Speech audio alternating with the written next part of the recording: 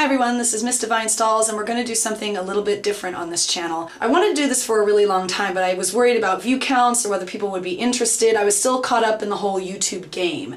Now that I'm not so caught up in that anymore, I decided, screw it, screw the numbers, screw the views. This is going to be a particular video made for a particular kind of audience, and I'm just going to do whatever it is I want to do with this channel and forget about all that other stuff. I'm going to start doing some different film reviews. Now, a lot of people do film reviews on YouTube, but they mainly review big blockbuster movies like The Dark Knight or quirky mainstream comedies like Pineapple Express, both of which I really liked, but I like a particular kind of film best of all different kinds of film that are out there, and that's small sleeper documentaries about real life situations and real people that have a political and socially moral message to them.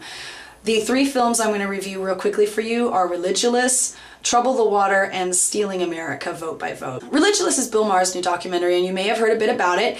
It's about questioning religion and faith and why you believe what it is that you do.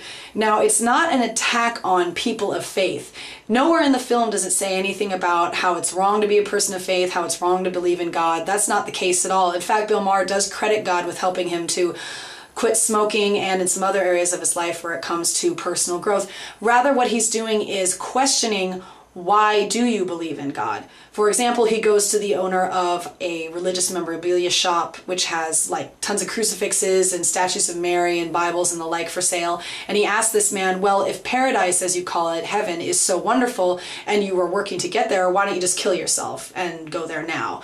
He asks another person who plays Jesus at a theme park about biblical times in Florida, I believe it is, well, why do you believe this, and what if you're wrong? He's questioning why people believe what it is that they do, which is really important when it comes to personal, emotional, and mental growth. It's important to question why you believe what you do, to question authority and those who tell you to believe in a certain thing, so as to push your boundaries and learn to adapt with society and with the times as the times continue to change. To remain stagnant and stuck on one thing or stuck in one area of your life does not help you in any way. That might have been the best time of your life, but it's important to move past that and to grow and become bigger and better as a person. And questioning your beliefs and why you have them as you develop as a person over time is really important for personal growth. That's all he's asking.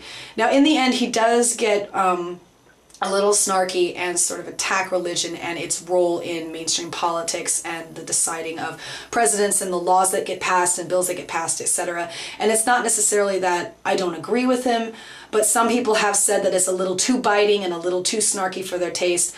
I don't necessarily agree with that, although I can see why they would think so. The next film I'm going to be reviewing is Trouble the Water, which surrounds Kimberly Rivers and her husband John Roberts and their experiences as Katrina survivors. What they've done is taken their own cameras, much like the ones we use to record our videos for YouTube, and filmed themselves and their neighbors as the floodwaters were rising, as they got driven out of their home into their attic. This footage is very disturbing. There are also some taped 911 calls that are incredibly sad. Kimberly Roberts is a 24-year-old wife of John Roberts, and she and her friends end up staying in her attic overnight for at least 48 hours, and then when the water finally goes down, they start going to the army base that's nearby to them where they're told to leave the property or they will start shooting.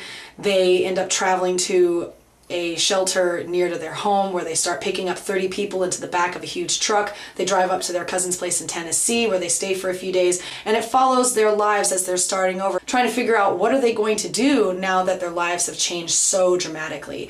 The film spans the course of a year, and it's an incredible story of survival based on these people with no help really from the Army Corps of Engineers, the military bases, FEMA, Red Cross, anything. It's not typical of a documentary in that there's not a lot of talking head kind of stuff. It's very on the fly, off the cuff interviews with people who happen to be standing around and were willing to talk to their cameras.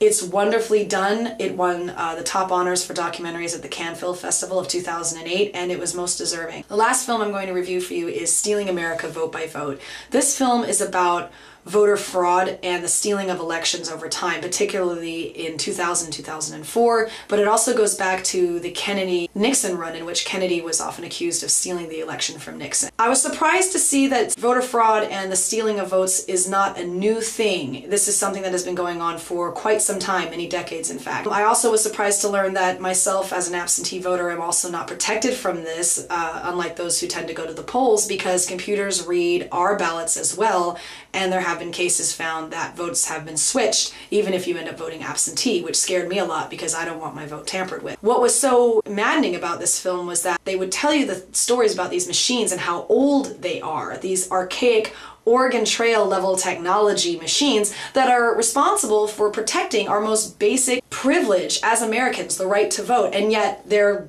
garbage. They're hunks of junk, as my mother would say. And it was also incredibly easy to switch these votes around, to simply flip the numbers so that the other candidate won, and we all know what happened there. Well, it is too late to register to vote for this upcoming election. Protecting your vote is something that you can do whether it's an election year or not, and I will post links to those who are trying to help protect our votes and end voter fraud. The thing that frustrated me about this film, though, was that there was so much information packed into it, all of which was incredibly fascinating, but it was presented in a way that was incredibly dry. It was easy to sort of drift off and daydream and not pay attention, and really the only times the vast majority of the audience perked up was when they were showing clips of the Colbert Report and The Daily Show. Great shows, but not the point of the film. This kind of information is so incredibly valuable and important, and young people in particular are the ones who are going to need, at least in my opinion, to know this kind of thing to protect their votes in the future. If the information is presented in a way that can be kind of boring for some of these people, they're not going to absorb what they need. They're not going to learn what they need to know and know what they need to do to protect their votes. They're not going to want to see the film, basically. While I applaud the filmmakers for not making it some stupid, watered-down MTV type presentation, I really question the way they went about it, because the people who need this information are not going to be intrigued enough to go to the film to get it. So to run it down, Religulous, I give an A. Trouble the Water, I give an A+. Stealing America, I give a B+.